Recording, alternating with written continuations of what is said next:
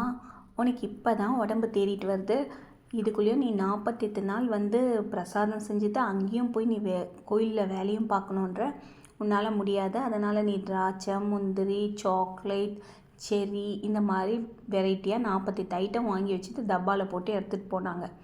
ஆனால் கோயில் விஷயம்னு வரும்போது உடம்பு முடியுதோ மனசு எப்படி இருக்கோ, செய்யணும்னு முடிவு எடுத்துட்டா கண்டிப்பாக செய்யணும்னு சொல்லிட்டு நான் ஒரு பிடிவாதத்துக்கும் ஒரு அதத்துக்கும் திராட்சை, முந்திரி இந்த மாதிரி வைக்காமல் ஏதோ கொஞ்சோண்டு நெய்வேத்தியமாச்சு நம்ம கையால் பண்ணி ஃப்ரெஷ்ஷாக எடுத்துகிட்டு போகணுன்ற நினப்பில் டெய்லி ஒரு ஐட்டம் பண்ணிட்டு தாங்க இருக்கேன்.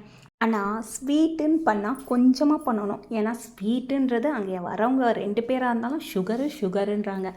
எங்கள் வீட்டில் ஸ்வீட்டே பிடிக்காது, அதனால் ஸ்வீட்டுனா கொஞ்சமாக செய்யணும். மற்றபடி சாதம்னா கொஞ்சம் நிறைய செய்யலாம். ஆனால் காலையில் ஏஞ்சி சாதம் பண்ணுறது ரொம்ப கஷ்டமாக இருக்கும்.